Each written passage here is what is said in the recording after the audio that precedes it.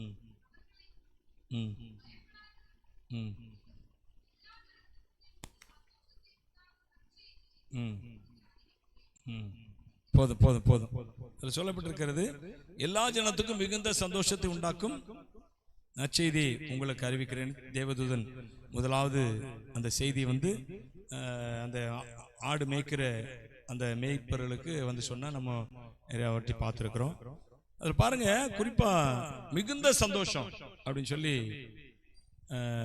அதில் பார்க்கிறோம். மிகுந்த சந்தோஷத்தை உண்டாக்கும் நற்செய்தி. ஏற்கனவே விஜய் அன்னைக்கு சொன்னபோது சொன்னா தெரியுமா, மேரி என்னைக்கு சொன்ன கேரல் சர்வீஸ். மேரி என்றால் என்ன அர்த்தம் ஞாபகம் இருக்கா? அக்களிப்புன்னு என்ன அர்த்தம்? மிகுந்த சந்தோஷம் அப்படியே சொல்லக்கூடாது, கரெக்டா? அதாவது அதை பொங்கிட்டு வருவாங்கல்ல சந்தோஷம், அதுதான் அக்களிப்பு. அக்களிப்புன்னு அப்படி பொங்கி அப்படி சந்தோஷப்படுறது, உள்ளுக்குள்ளிருந்து தாங்க முடியாத அளவுக்கு சந்தோஷம், அதுதான் அக்களிப்பு. அப்ப மெரி என்றால் அக்களிப்பு, மிகுந்த சந்தோஷம், அக்களிப்பு, தாங்க முடியாத சந்தோஷம் அப்படின்னு சொல்லுவாங்கல்ல, அதுதான் அந்த மெரிங்கிற வார்த்தைக்கு அர்த்தம். அதுதான் தேவதூதன் சொல்லி எல்லா ஜனத்துக்கும் அக்களிப்பான ஒரு செய்தி உங்களுக்கு அறிவிக்கிறேன், உங்களுக்காக கிறிஸ்து பிறந்திருக்கிறார் என்று சொல்லி சொல்லுகிறான். பாருங்க, இன்னைக்கு நாம இயேசு பிறந்தது, அவர் மரித்தது எல்லாமே மனுஷ சந்தோஷமா இருக்கும்படியாக. அது முதல்ல நல்லா புரிஞ்சுக்கணும். நீங்க மனுஷனுக்கு சமாதானத்தை உண்டு பண்ணணும், சந்தோஷத்தை உண்டு பண்ணணும். சமாதானம் இருதயத்தின் ஆழத்துல காணப்படுகிற, எப்பவுமே காணப்படுகிற ஒரு சந்தோஷம் தான் சமாதானம். சமாதானம் என்ற வார்த்தைக்கு என்ன அர்த்தம்னா, இருதயத்தில் சந்தோஷங்கிறது வரும் மறையும். ஒரு நல்லது கிடைச்சா சந்தோஷம், அதே இது கெட்டதா மாறிட்டுனா வேதனை. ஆனால் இந்த சமாதானம் என்பது என்ன தெரியுமா, உள்ளுக்குள்ள எப்பவுமே தங்கி இருக்கும். இது வர்றதுனால போறதுனால மாறுறது கிடையாது. ஹல்லேலூயா. இயேசு சொன்னார்ல, உலகம் கொடுக்கிறபடி அல்ல அப்படின்னாரு, என்னுடைய சமாதானத்தை கொடுக்கிறேன், உலகம் கொடுக்கிறபடி அல்ல அப்படின்னாரு. அதுதான் சமாதானம். என்னன்னா, இதயத்தின் ஆழத்தில் இருக்கிற ஒரு அமைதியான தன்மை, பீஸ்ஃபுல், அமைதியான தன்மை இருதயத்தின் ஆழத்தை, அதுக்கு பேர் தான் சமாதானம். சந்தோஷம் என்பது அப்பப்போ வரலாம் போகலாம். அப்போ இந்த இயேசு கிறிஸ்து பிறந்ததை எதுக்காக கேட்டீங்கன்னா, அவன் மனுஷன் சந்தோஷமாக சமாதானமாக இருக்க வேண்டும் என்று மனுக்குலத்திற்காக இயேசு கிறிஸ்து, மனுக்குலத்தின் சந்தோஷத்திற்காக இயேசு பிறந்தார். அதனாலதான் எல்லா ஜனத்துக்கும் மிகுந்த சந்தோஷத்தை உண்டாக்கும் நற்செய்தி அப்படின்னு சொல்லி அந்த தேவதூதன் சொன்னார். பாருங்க, நாம உண்மையாவே நாம பாக்கியவான்கள். என்ன கேட்டீங்கன்னா, இந்த சந்தோஷத்துக்கு முழுமையாக தகுதி உள்ளவர்கள் நாம தான். ஹல்லேலூயா. ஏன்னா நம்ம எங்க உட்கார்ந்துருக்கிறோம்னு கேட்டீங்கன்னா, இந்த இடத்தை குறித்து பைபிள் சொல்லுகிறது, அவர் தம்முடைய சுய ரத்தத்தினாலே சம்பாதித்துக் கொண்ட சபையா. ஹல்லேலூயா. சபையை குறித்து வேதம் என்ன சொல்லுகிறது, அவர் தம்முடைய சுய ரத்தம் என்ன அர்த்தம்? தேவன் தம்முடைய சுய ரத்தத்தினால அப்படிங்கிறது. பாருங்க, தேவன் தம்முடைய சுய ரத்தத்தினால. சில பேர் சொல்லுவாங்கல்ல, இயேசு கிறிஸ்து அவர் மனுஷன், அவர் தெய்வம் சொல்லக்கூடாது அப்படின்லாம். பைபிள் சொல்ல, தேவன் அப்போஸ்தலர் பவுல் சொல்லும்போது சொல்றாரு, தேவன் தம்முடைய சுய ரத்தத்தினாலே சம்பாதித்தார். அவர் எங்க சிந்தினார்? பிதாவா ரத்தம் சிந்தினாரு, இயேசுதான் ரத்தம் சிந்தினாரு. அப்படின்னு என்ன அர்த்தம்? பரலோகத்துல இருந்த தெய்வம் தான் பூமிக்கு இயேசுவா ரத்தம் சிந்தினாரு. சரி, அது ஒரு பக்கம் இருக்கட்டும். அப்போ இந்த சந்தோஷத்துக்கு, அதாவது இந்த உலகத்திலேயே இருக்கிற மிகப்பெரிய சந்தோஷம், சமாதானம், இவற்றிற்கு சொந்தக்காரர்கள் யார் என்று கேட்போம் என்றால், உண்மையாவே நீங்களும் நானும் தான். ஹல்லேலூயா. இன்றைக்கு கிறிஸ்துவின் சபை என்று சொல்லப்படுகிற எல்லா சபைகளும் தான் அதற்கு முழுமையான தகுதி உள்ளவர்கள். தகுதி என்பது நம்முடைய கிரியினால வருகிறது அல்ல, அவருடைய ரத்தத்தினால வருகிறது. ஹல்லேலூயா. அவருடைய நீதியினால வருகிறது. எனவே பிரியமானவர்களே, இதுக்கு இந்த இயேசு கிறிஸ்து இருக்கிற மிகுந்த சந்தோஷம் கேள்விப்பட்டோம். அந்த தேவதூதன் சொன்ன என்ன சந்தோஷம், அது இன்னொரு விதமா என்ன சொன்னோம்? அக்களிப்பு அப்படின்னு சொன்னோம். அப்ப மிகுந்த சந்தோஷத்துக்கு தகுதி உள்ளவர்களாகிய நாமே அனைவரில் எப்படி இருக்கிறோம்னா, அநேகர் எப்படி இருக்கிறாங்கன்னா, இப்படிப்பட்ட சந்தோஷத்தை இன்னும் பெறாதவர்களா இருக்கிறாங்க, சபைக்கு வந்துட்டு இருக்கிறாங்க.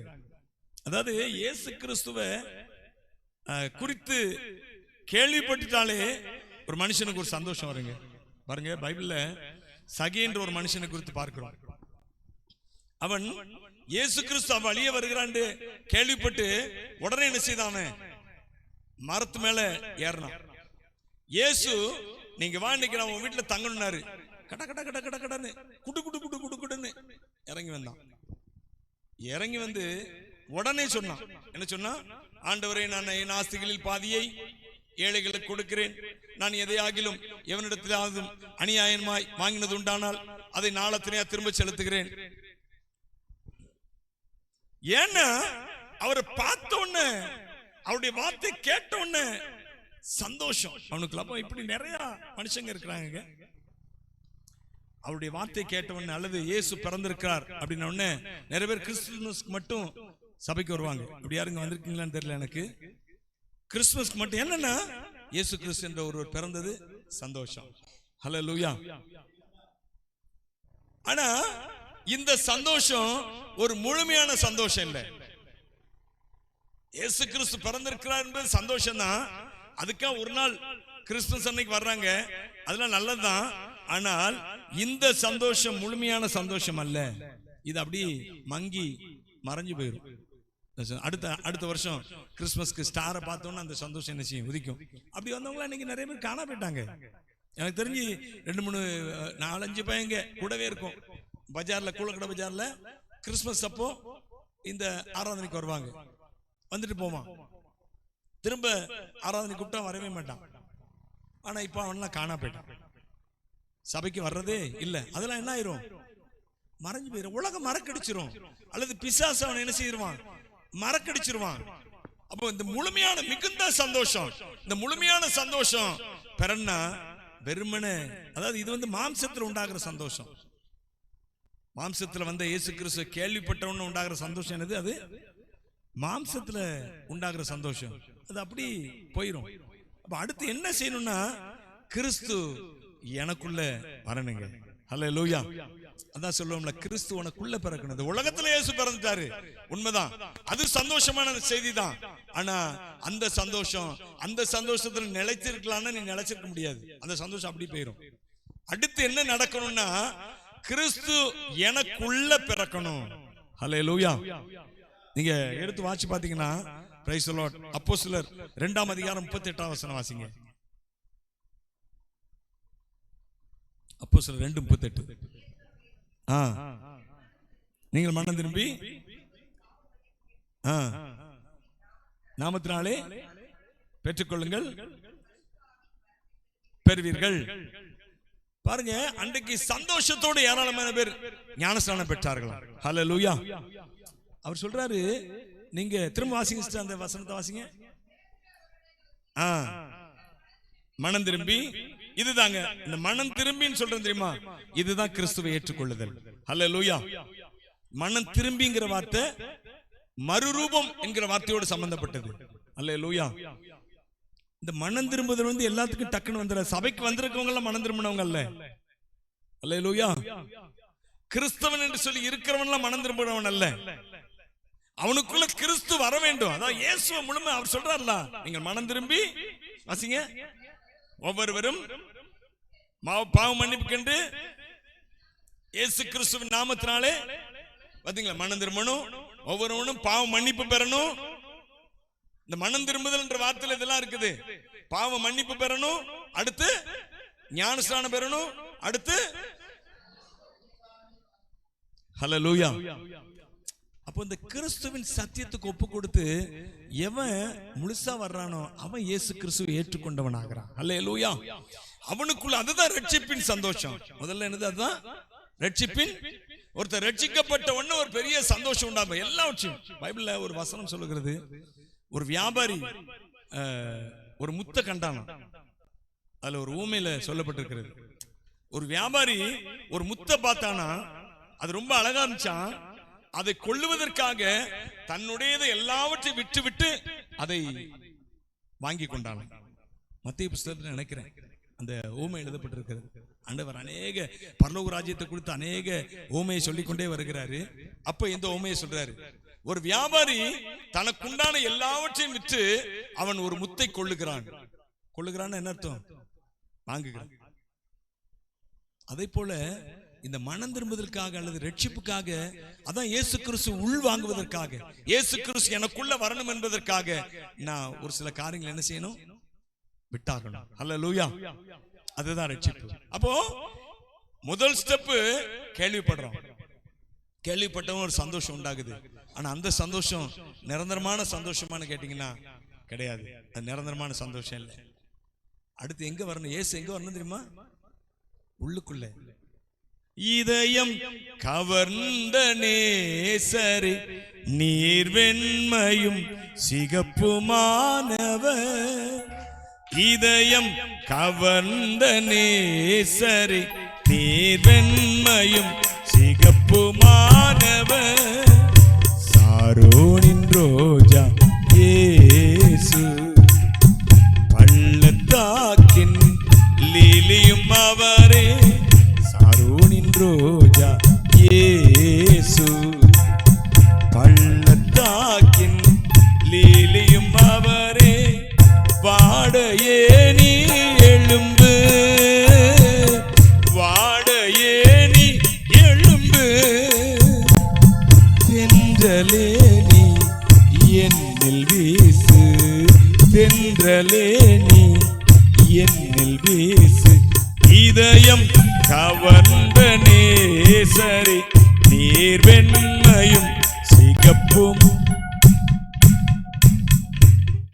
அப்போ இயேசு கிறிஸ்து எனக்குள்ள வரணுங்க. கேள்விப்பட்டு போறது அந்த நாள் சந்தோஷம். இது கிறிஸ்துமஸ் அன்னைக்கு வர்ற சந்தோஷம். எனது இயேசு கிறிஸ்து கேள்விப்பட்டாலே சந்தோஷம் தான் மெய்யாவே. அது இல்லைன்னு சொல்லவே முடியாது. இயேசு கிறிஸ்துவை கேள்விப்பட்டாலே, ஆனா அது நிலைச்சு நிற்கிற சந்தோஷம் இல்ல.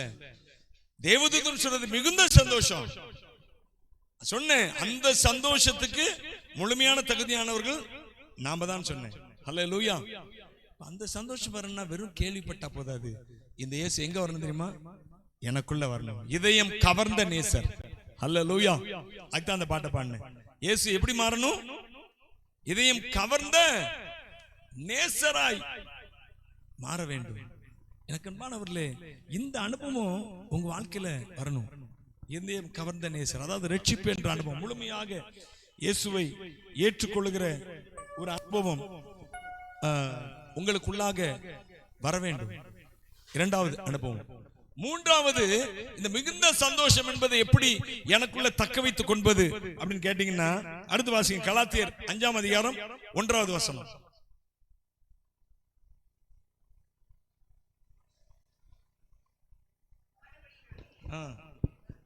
மறுபடியும் உட்படாமல்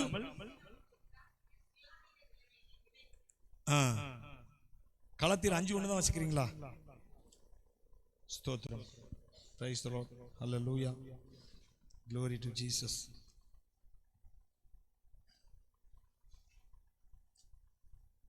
அதாவது பவுல் சொல்றாரு, கிறிஸ்து உங்களிடத்தில் உருவாகும் அளவும் நான் கற்ப வேதனைப்படுகிறேன் அப்படின்னு சொல்லி அப்போஸ்தலனாகிய பவுல் ஒரு இடத்துல சொல்லுவாரு. Glory to Jesus. Hallelujah. வாசிங்க. என் சிறு பிள்ளைகளே, கிறிஸ்து உங்களிடத்தில் உருவாகும் அளவும் நான் மறுபடியும் கற்ப வேதனைப்படுகிறேன் அப்படிங்கிறாரு. பாத்தீங்களா? அவர் சொல்றாரு மறுபடியும். ஏன் அப்படி மறுபடியும் அப்படிங்கிற வார்த்தையை சொல்றாரு? இந்த கலாத்தியர், இது ஒரு ஊர், கலாத்திய சபை. கலாத்தியம் என்பது ஒரு ஊரு. அந்த ஊர்ல இருக்கிற சபை தான் கலாத்திய சபை. இந்த சபையில இருக்கிறவங்க அவங்க இயேசு கிறிஸ்துவை ஏற்றுக்கொண்டாங்க. ஏற்றுக்கொண்டு அப்புறம் மறுபடியும் என்ன ஆயிட்டாங்கன்னா, கொஞ்சம் அங்கேருந்து ஒருத்தன் வந்து சொன்னா அதையும் ஏற்றுக்கொள்வது, இங்கேருந்து ஒருத்தன் வந்து சொன்னா. அதனாலதான் பவுல் சொல்றாரு பாருங்க, 6ஆம் வசனம், 1ஆம் அதிகாரம் 6ஆம் வசனம் சொல்ல வாசிங்க.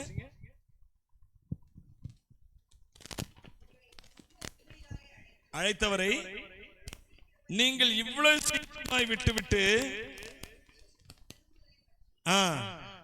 நான் வேறொரு சுவிசேஷம் இல்லையே,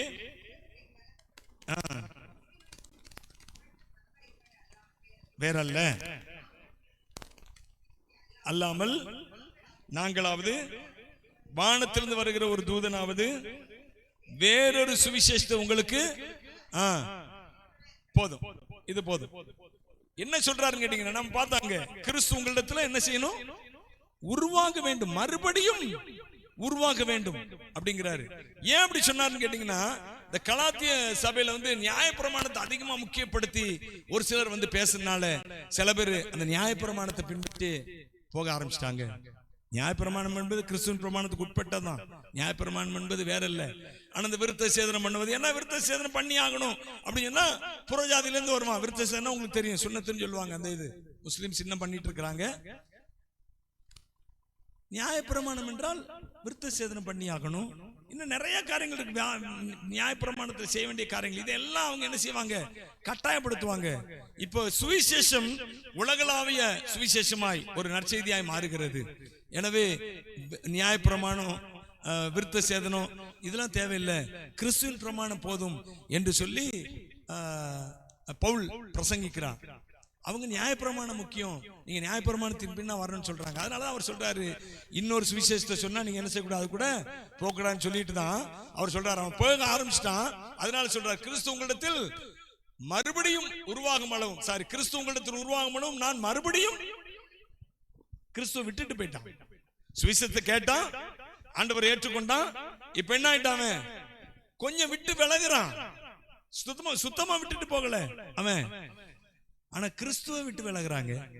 அப்போ அதை போல சில பேர் பாருங்க கேள்விப்படுவாங்க, அதுல ஒரு சந்தோஷம். அடுத்து கிறிஸ்துவ என்ன செய்யறாங்க?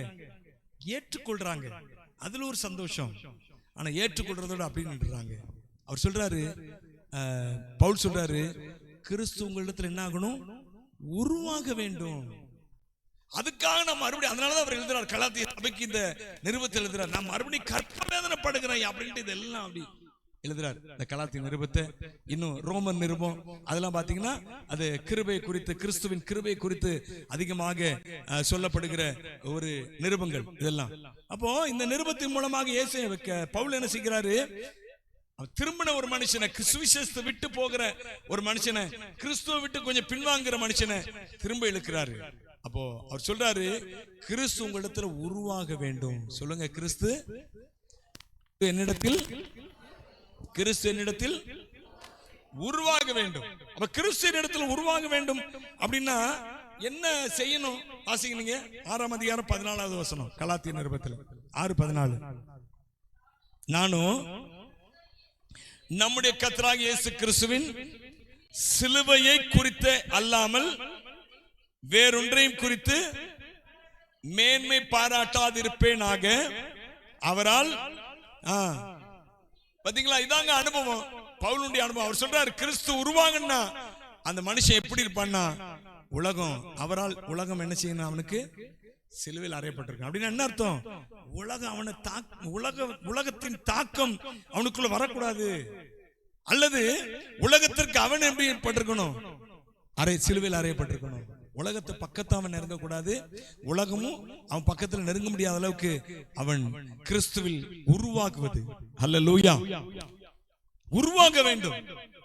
ஒரு கிறிஸ்துவை போலவே அவன் உருவாக வேண்டும். எனக்கு அன்பான தேவனுடைய பிள்ளைகளே, ஏன் இன்னைக்கு சந்தோஷத்தை இழந்து தவிக்கிறாங்க தெரியுமா? சபைக்கு வர்றவங்க கூட எப்ப பார்த்தாலும் வேதனை, துக்கம், போராட்டம். சபைக்கு வர்றவங்களுக்கு எப்ப பார்த்தாலும் வேதனை, துக்கம், போராட்டம் வராது. ஒரு சில வேளைகள்ல வந்தாலும் அவங்க அதை ஏத்து நிக்க திராணி உள்ளவர்களா இருப்பாங்க. அல்லேலூயா. ஏன் அப்படின்னு கேட்டீங்கன்னா, அவங்களுக்குள்ள கிறிஸ்து இருக்கிறாருங்க.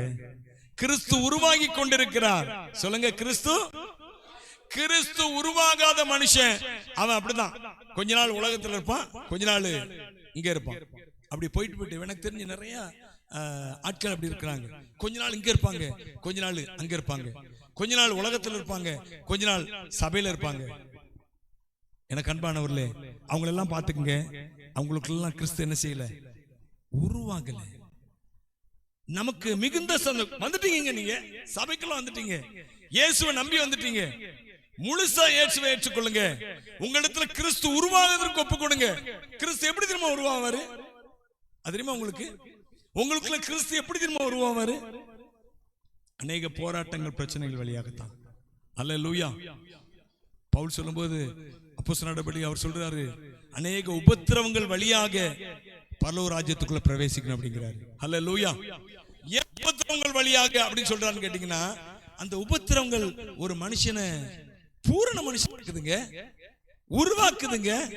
ஹல்லேலூயா. நான் சொல்ற புரியுதா உங்களுக்கு?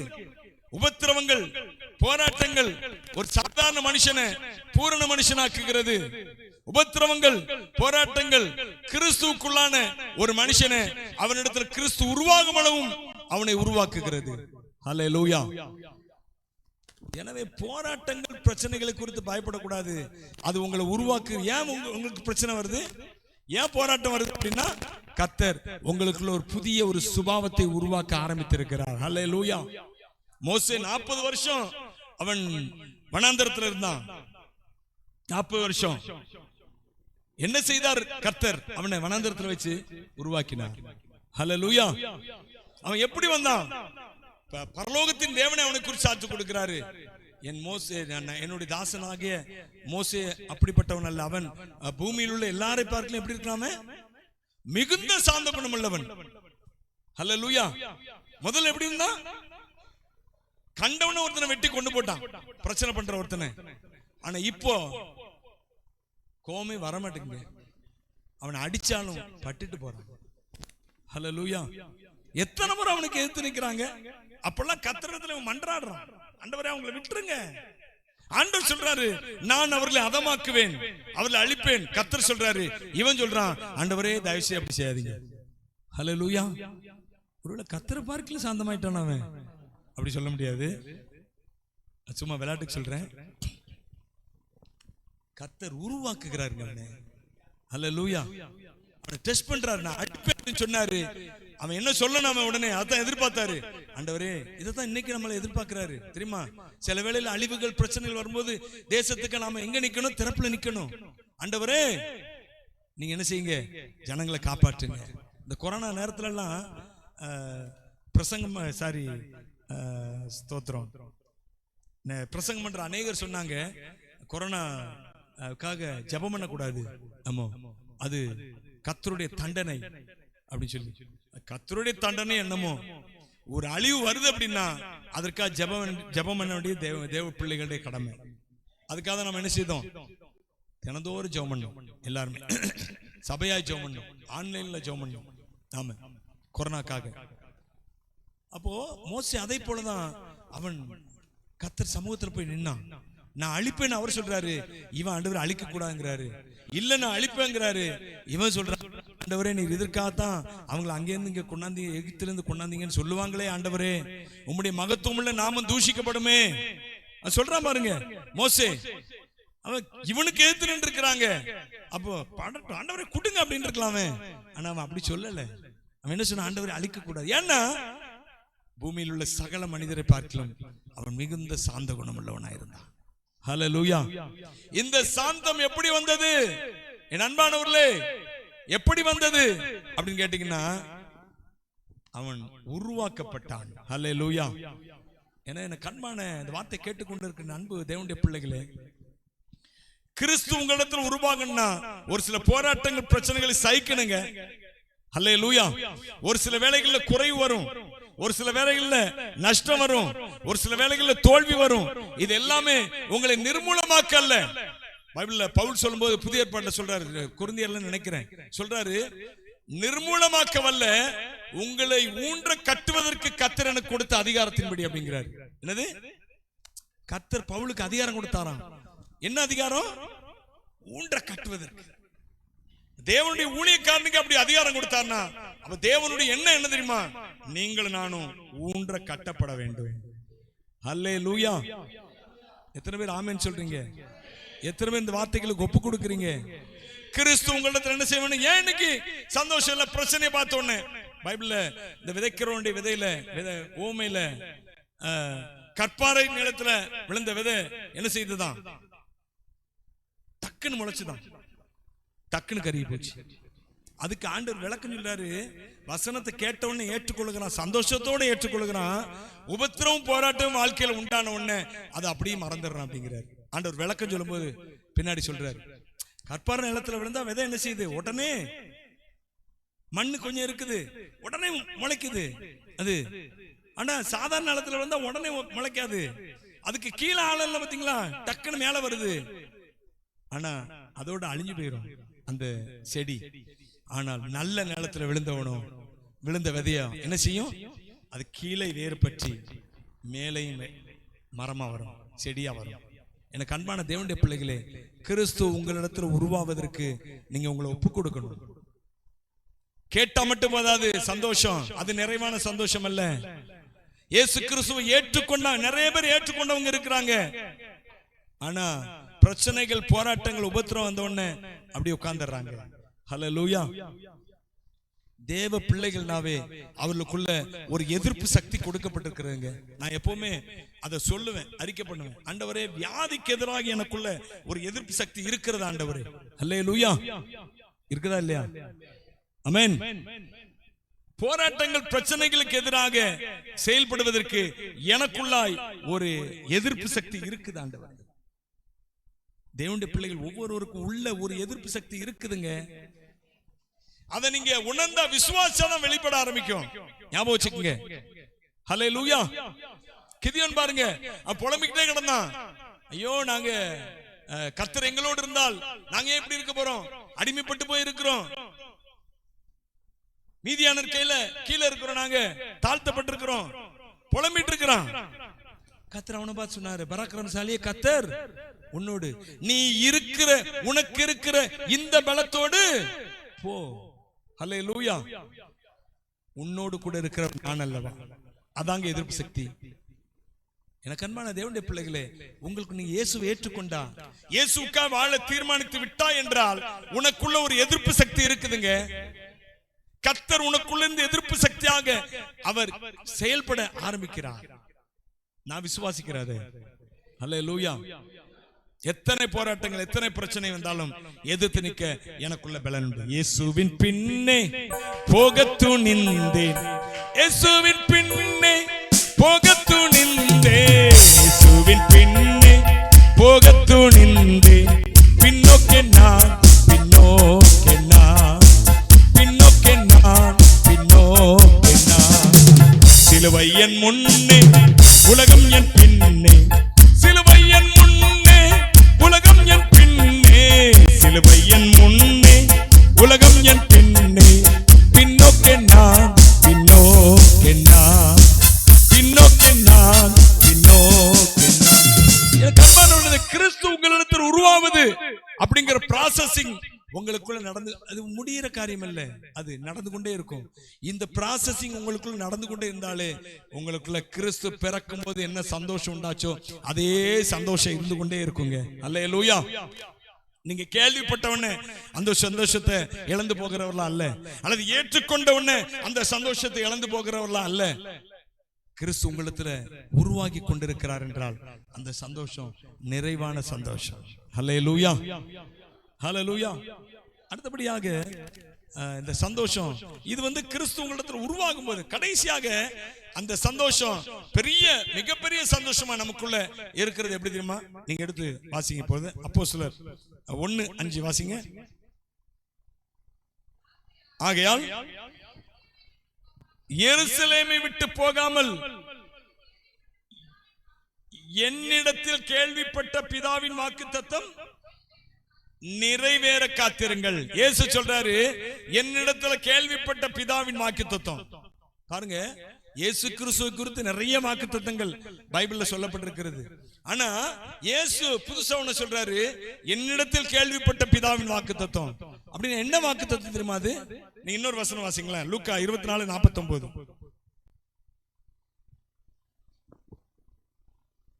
லூக்கா 24:49. பாத்தீங்களா? அவர் சொல்றாரு, என் பிதா வாக்குத்தத்தம் பண்ணினது உங்களுக்கு அருளுகிறேன், நீங்களோ உன்னதத்திலிருந்து வரும் பலனால் தரிப்பிக்கப்படும் வரைக்கும் எருசலேம் நகரத்தில் தங்கி இருங்கள். போயிராதீங்க வெளியே. சொல்றாரு, இயேசு சொல்றாரு, போயிராத, எருசலேம் விட்டு என்ன செய்யாத, போயிராத. உன்னதத்திலிருந்து உனக்காய் ஒரு பலன் வருகிறது, உன்னதத்திலிருந்து உனக்காய் ஒரு வல்லமை வருகிறது, உன்னதத்திலிருந்து உனக்காய் ஒரு தேற்றரவாளன் வருகிறார். அவர்தான் பரிசுத்த ஆவியானவர். தேற்றரவாளன் பரிசுத்த ஆவி தேற்றிட வாருமே. தேற்றரவாளன் பரிசுத்த ஆவி தேற்றிட வாருமே.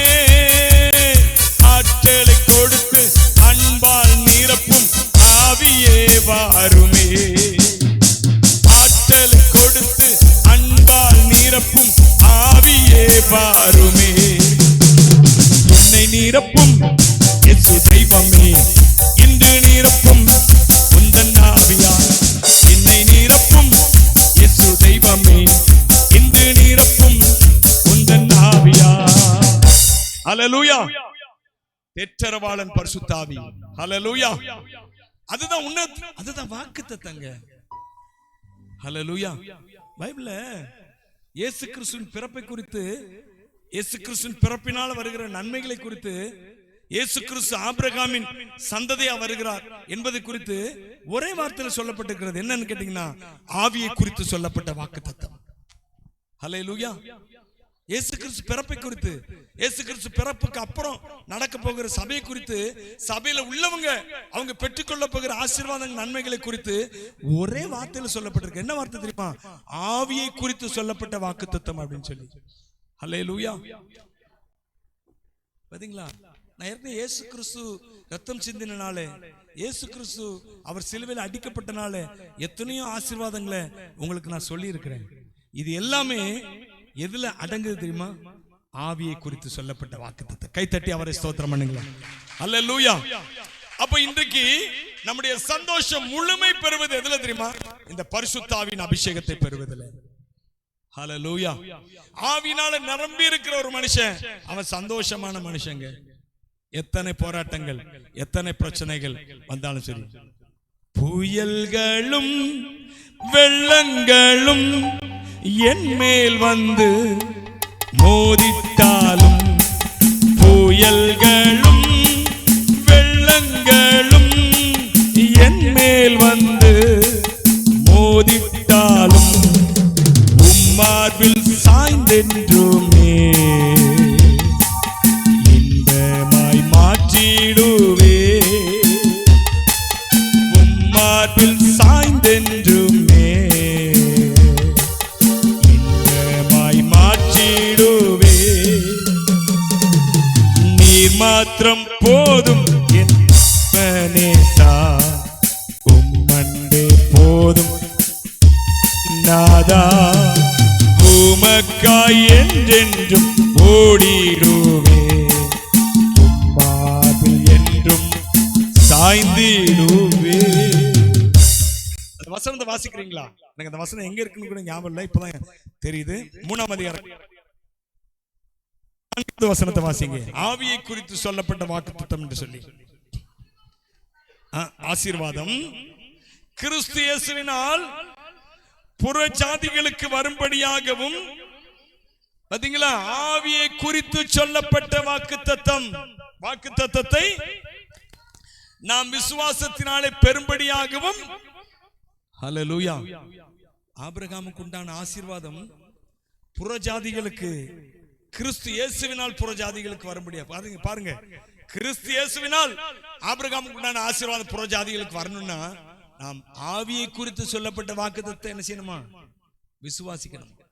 நீங்க அந்த வீட்டுல போய், நான் ஏற்கனவே சொல்லிருக்கேன், புதிய ஏற்பாட்டு வசனங்கள் ஒரு சில வசனங்கள் கொஞ்சம் புரிந்து கொள்ள கொஞ்சம் கஷ்டமா இருக்கும்.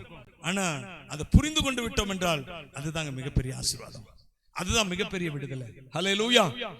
ஆபிரகாமுக்கு உண்டான ஆசீர்வாதம் கிறிஸ்து இயேசுவினால் புறஜாதிகளுக்கு வரும்படியாக ஆவிக்குரிய வாக்குத்தத்தத்தை நாம் விசுவாசிக்க வேண்டும். ஹல்லேலூயா. இன்னைக்கு இந்த ஆவிக்குரிய அல்லது ஆவியானவர் அப்படிங்கிற குறித்து கவலை இல்லை நிறைய பேருக்கு. ஏன் இன்னைக்கு சந்தோஷம் இல்லாம சமாதானம் இல்லாம அலைகிறோம்? வாஞ்சை வேணும், ஆவியானவர் குறித்த வாஞ்சை வேண்டும். ஹல்லேலூயா. எது இருக்கோ இல்லைங்க, ஆவியானவர் நிரப்பினார்னா அதுதான் மிகப்பெரிய சந்தோஷம். அதுக்காக தேவ சமூகத்தை தேடி தேடி ஓடுறோம். ஹல்லேலூயா. நீங்க எபிரேயர் நிருபத்துல 1ஆம் அதிகாரம் 9ஆம் வசனத்தை வாசிங்க. எபிரேயர் 1:9. நீர் நீதியை விரும்பி அக்கிரமத்தை வெறுத்திருக்கிறீர், ஆகையால் தேவனே உம்முடைய தேவன் உம்முடைய தோழரை பார்க்கிலும் உம்மை ஆனந்த தைலத்தினால், பாத்தீங்களா, இதுல இயேசு கிறிஸ்துவை குறித்து சொல்லப்பட்டிருக்கு. தேவன், உம்முடைய தேவன் உம்முடைய தோழரை பார்க்கிலும் ஆனந்த தைலத்தினால் அபிஷேகம் பண்ணினார். ஆனந்த தைலம்னா சந்தோஷம். நான் சொன்னேன் அக்களிப்பு. அந்நிய பாஷையில உண்மையாவே ஒரு நேரம் ஒதுக்கி நீங்க இந்த அந்நிய பாஷையில ஜெபம் பண்ணி பாருங்க. அதனால உண்டாகிற சந்தோஷமே வேற. அல்ல வேற லெவல். என்னது வேற சொல்லுங்களேன். அதான் அவர் சொல்றாரு, இயேசு கிறிஸ்துவ பிதாவாகிய கர்த்தர் அவர் எப்படி நிரப்பியிருந்தானா? ஆனந்த தைலத்தின் அபிஷேகத்தினால். என கண்மானவர்களே, நீங்க இயேசு கிறிஸ்து கேள்விப்பட்டு போறீங்க, அது ஒரு சந்தோஷம் தான். ஆனா முழுமையான சந்தோஷம் இல்ல. இயேசு கிறிஸ்துவை ஏற்றுக்கொண்டுட்டு சபைக்கு வாரீங்க, ஏதோ பேருக்கு வாரீங்க போறீங்க, நீங்கள் கிறிஸ்தவங்க. அடுத்து கிறிஸ்து உங்கள வளரும்படியாக ஒப்பு கொடுக்கணும், ஆவியானவர் உங்களை நிரப்பும்படியாக ஒப்பு கொடுக்கணும். அல்லேலூயா. இந்த வாஞ்சை இல்லாதபடினாலதாங்க நமக்கு சந்தோஷத்துக்கு சொந்தக்காரங்களே நாம தான் சொல்றோம். ஏன்னா இயேசு அப்படிதான் சொன்னாரு, என்னுடைய சமானத்தை உங்களுக்கு கொடுக்கிறேன்னு சொன்னாரு. யோவான் சுவிசேஷத்துல இன்னொரு இடத்துல சொல்லும்போது சொன்னாரு, உங்கள் சந்தோஷம் நிறைவாயிருக்கும்படியாக நீங்கள் பெற்று எனக்கு என் நாமத்தினால கேளுங்கள் அப்படிங்கிறாரு. உங்கள் சந்தோஷம் நிறைவேறும்படியாக பெற்றுக்கொள்ளு எல்லாம் சொல்றாரு. தேவதூதன் சொன்னா கிறிஸ்து பிறந்தது அது மிகுந்த சந்தோஷத்தை உண்டாக்கும் நற்செய்தின்னு சொல்லி. ஆனா நம்மள அநேகர் இடத்துல இது மிஸ்ஸிங். மிகுந்த சந்தோஷத்தை உண்டாக்கும் அந்த மிகுந்த சந்தோஷம் நமக்குள்ள மிஸ்ஸிங். எனக்கு அன்பான தேவனுடைய பிள்ளைகளே, இந்த கால வேளையில கர்த்தர் இடத்துல நம்ம ஒப்பு கொடுப்போம். கேள்விப்பட்டுட்டு போறவங்களா இருக்காதீங்க. இயேசுவை ஏற்றுக்கொண்டுட்டு சபையில உட்கார்ந்து இடத்தை தேய்ச்சிக்கிட்டே இருக்கிறவங்களா இருக்காதீங்க. கிறிஸ்து உங்களிடத்துல என்ன செய்யணும்? உருவாகணும்.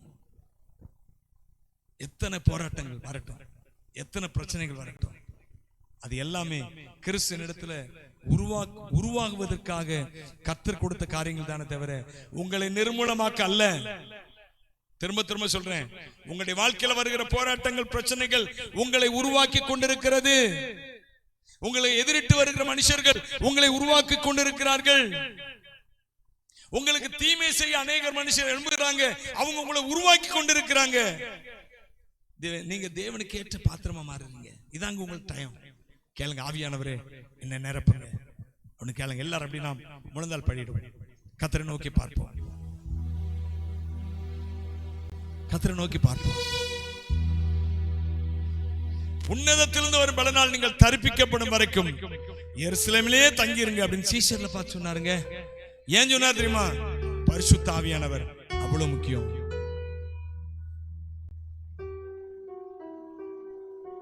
அவனுடைய வாழ்க்கையின் அவ்வளவு அவசியமான தேவை. Very essential. ஹோலி ஸ்பிரிட் நமக்கு ரொம்ப அவசியமான ஒருவர். அதனாலதான் பவுல் ரோமர்கள் 8ஆம் அதிகாரத்தில் சொல்றாரு, நீங்கள் ஆவியில நடத்தப்படுவீர்களானால் தேவனுடைய புத்திரராய் இருக்கிறீர்கள் என்று சொல்லி. எனக்கு அன்பான தேவனுடைய பிள்ளைகளை நாளில் ஒப்பு கொடுங்க. இயேசு கிறிஸ்து பிறந்த செய்தியை கேள்விப்பட்டு ஒரு நாள் கிறிஸ்துமஸ்க்கு வந்துட்டு போறவங்களா இருக்காதீங்க. அது சந்தோஷம்தான், ஆனா முழுமையான சந்தோஷம் இல்ல. ரட்சிக்கப்பட்டுட்டேன்னு சொல்லிட்டு சும்மா உட்கார்ந்துட்டு இருக்கிறவங்களா இருக்காதீங்க பிளீஸ். எத்தனை பிரச்சனைகள், போராட்டம், முன்னேறி போகணும்.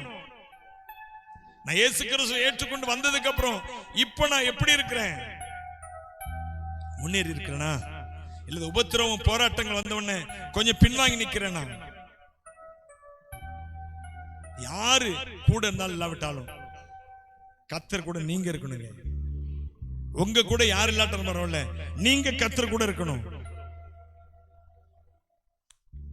அதான் கிறிஸ்து உங்களிடத்துல உருவாகுவது என்பது. மாத்திரமல்ல, பரிசுத்த ஆவியானவர் இன்றைக்கு இந்த காலகட்டத்துக்கு மிக மிக அவசியமான ஒருவருங்க. ஆவியினால் நிரம்பின வாழ்க்கை, ஆவியினால் நிரம்பின வாழ்க்கை, நிரப்பப்பட்ட வாழ்க்கை, ஆவியினால் நடத்தப்படுங்க. நீங்க இந்த தேவனிடத்துல முழுசா வந்துட்டீங்கன்னா இவர் உங்களை நடத்துவாருங்க. தினந்தோறும் வழி சொல்லுவாருங்க, தினந்தோறும் பாதை காட்டுவாருங்க, தினந்தோறும் போக வேண்டிய இடத்த சொல்லுவாருங்க, தினந்தோறும் நீ செய்ய வேண்டிய காரியத்தை சொல்லுவாருங்க. இவர் அப்படிப்பட்ட உண்மையான உத்தமமான தேவன். இவரிடத்துல வாங்க. நீங்க இந்த இயேசுவின் இடத்துல, இந்த பரிசுத்த ஆவியான இடத்துல நீங்க வாங்க. உங்க வாழ்க்கை சந்தோஷமா மாறும். நீங்க இழந்த சந்தோஷத்தை பெற்றுக்கொள்ள போறீங்க. இதுவரை நீங்க வாழ்க்கையில பார்த்திராத சந்தோஷத்தை அனுபவிக்க போறீங்க. நீங்க எப்போ இந்த இயேசுவை முழுமையா ஏற்றுக்கொண்டு வரீங்களா அப்போ கர்த்தரை நோக்கி பாருங்க. அப்ப நீங்க வேணும் பாருங்க. நீங்க மட்டும் போதும் ஏசப்பா, வேறொன்றும் இங்கு வேண்டாம் ஐயா. 1000 கோடி செல்வம் என்றாலும் உந்தனின் மதிப்புக்கு ஈடாகிடுமோ. 1000 கோடி செல்வம் என்றாலும் உந்தனின் மதிப்புக்கு ஈடாகிடுமோ. இங்க மட்டும் போதும் ஏசப்பா, இங்க மட்டும் போதும் ஏசப்பா. ஒப்பு கொடுக்கலாமாப்பா? நீங்க போதும். கிறிஸ்து என்னிடத்துல உருவாகுவதற்கு நான் என்ன ஒப்பு கொடுக்கிறேன். சொல்லுங்க சொல்லுங்க. பரிசுத்த ஆவியானவரை நிரப்பப்படுவதற்கு நான் ஒப்பு கொடுக்கிறேன்.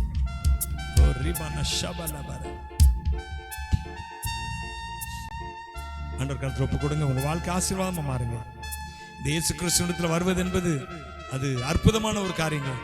அற்பமான உங்க வாழ்க்கையை அற்புதமாய் மாற்றுகிறவர் இயேசு. இதற்காகவே பூமிக்கு வந்தார். உலகத்திலே வந்த எந்த மனுஷனையும் பிரகாசிப்பிக்கிற மெய்யான ஒளி இயேசு. உங்க வாழ்க்கை இருள் அடைஞ்சு போனா அதை பிரகாசிக்க வைக்கிறவர் இயேசு.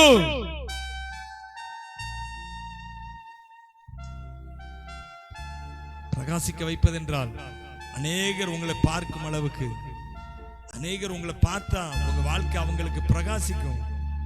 வாழ்க்கை எப்படி மாறினது சொல்லுவாங்க. அன்பு தேவனுடைய பிள்ளையே, இந்த ஆண்டவர் கரத்துல வந்துருங்க. ஆண்டவரே இயேசுவே நீங்க போதும்பா சொல்லுங்க. நல்ல பிதாவே ஸ்தோத்திரம். நாள் உம்முடைய பிறப்பை குறித்துதானே ஆண்டவரே, நீர் பிறந்ததுனால மிகுந்த சந்தோஷம் உண்டானது என்று சொல்லி நாங்கள் கேள்விப்பட்ட நீர் அதை சம்பாதித்து வைத்து விட்டீர் ஆண்டவரே. அப்பா இன்றைக்கு நாங்கள் அதை முழுமையா பெற்றுக்கொள்ள எங்களை ஒப்புக் கொடுக்கிறோம். கர்த்தர் எங்க வாழ்க்கையில கிரியேஷன் வந்திருக்கிற ஒவ்வொரு வாழ்க்கையில கிரியேஷன் இந்த நீர் இந்த உலகத்துல பிறந்ததான நோக்கம் ஒவ்வொருடைய வாழ்க்கையில் நிறைவேறணும் ஆண்டவரே. கர்த்தர் அற்புதமா கிரியேஷன் ஆசீர்வதிங்க. இயேசு கிறிஸ்துவின் நாமத்தினாலே ஜெபிக்கிறோம் எங்கள் நல்ல பிதாவே, ஆமென் ஆமென். என் ஆத்துமாவே கர்த்தரை ஸ்தோத்திரி, என் முழு உள்ளமே அவருடைய பரிசுத்த நாமத்தை ஸ்தோத்திரி. என் ஆத்துமாவே கர்த்தரை ஸ்தோத்திரி, அவர் செய்த சாலபன மறவாதே. ஆமென் ஆமென். நம்முடைய